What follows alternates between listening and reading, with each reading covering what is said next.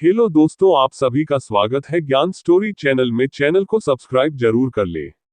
कहा जाता है अभी तक हम इंसान ब्रह्मांड का बहुत ही कम हिस्सा जान सके हैं, लेकिन फिर भी यह हिस्सा कम बड़ा नहीं है। और इसमें भी यह मानकर चलना कि पृथ्वी के अलावा कहीं और जीवन हो ही नहीं सकता, सही नहीं होगा। इसीलिए हमारे खगोलविद और वैज्ञानिक पृथ्वी के बाहर जीवन की तलाश कर रहे हैं, लेकिन तमाम कोशिशों के बाद भी उन्हें सफलता नहीं मिली है। बेशक किसी दूसरे ग्रह या पिंड में जीवन के अनुकूल हालात होना मुश्किल काम है, और उसके बाद ब्रह्मांड में इस तरह के पिंड या ग्रहों को खोजना भी आसान काम नहीं है। जानते हैं कि इस मामले में क्या कहता है विज्ञान। हमारे सौरमंडल में किसी और ग्रह पर पृथ्वी की तरह ही के जीवन का होना संभव नहीं है। इसलिए खगोलविद सौरमंडल से दूर पृथ्वी जैसे ग्रह की तलाश में लगे हुए हैं जहां जीवन के अनुकूल स्थितियां होना संभव है। लेकिन हमारे सूर्य से दूर किसी तारे के ग्रहीय तंत्र की खोज करना आसान काम नहीं है, क्योंकि सुदूर ग्रहों का अध्ययन करना बहुत ही मुश्किल काम है। पृथ्वी हमारे सौरमंडल में एक बहुत कम स्थान घेरने वाला पिंड है। खुद सौरमंडल हमारी अतिविशाल गैलेक्सी में अकेला नहीं है, और मिल्की वे ही लाखों करोड़ों गैलेक्सी में से एक है। और हमारे पास ये जानने का तरीका भी नहीं है कि वास्तव में ब्रह्मांड कितना बड़ा है। इसलिए इस बात की पूरी संभावना है कि पृथ्वी के अलावा कहीं और भी जीवन हो सकता है। तो क्या हमारे पास सुदूर जीवन की तलाश के लिए तकनीक नहीं है?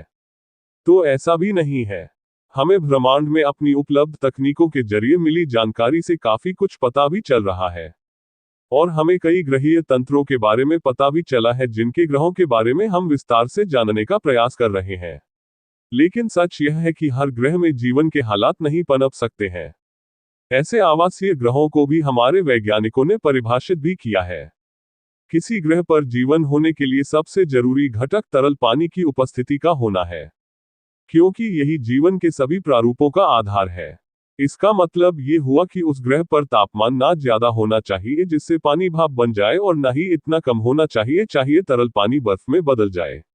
इसके लिए पृथ्वी की सूर्य से दूरी बहुत ही अच्छी है, और ऐसे ग्रह हो इस तरह की दूरी पर स्थित हैं जहां तरल पानी का होना मुमकिन है, उसे आवासीय या गोल्डीलॉक जोन वाले ग्रह कहते हैं। खुद हमारे सौरमंडल में मंगल पर कुछ जगहों, शनि और गुरु के चंद्रमाओं की बर्फीली सतह के नीचे तरल पानी की उपस्थिति पाई गई है, लेकिन अभी तक जीवन के संकेत तक नहीं मिल सके हैं। ऐसे में सौरमंडल से बाहर के ग्रह यानी बाह्य ग्रहों में जीवन की तलाश की जा रही है। किसी सुदूर तारे के आवासीय या गोल्डीलॉक क्षेत्र में पाए जाने ग्रहों की पड़ताल अभी हमारे वैज्ञानिकों की प्राथमिकता है, लेकिन अभी हम इनके अध्ययन के लिए जरूरी तकनीक के लिहाज से बहुत पीछे हैं। लेकिन आवासीय ग्रह की तलाश ही काफी नहीं है। हमें ऐसे ग्रहों पर जीवन के संकेत भी खोजने हैं जो जीवन के समर्थन के लिए जरूरी हैं, जैसे वायुमंडल की उपस्थिति और उसमें मौजूद गैसों की जानकारी। अगर हमें कोई ऐसा ग्रह मिलता है जहां बहुत सारी ऑक्सीजन हो, हम इस नतीजे पर पहुंच सकते हैं कि वहां जीवन हो सकता है।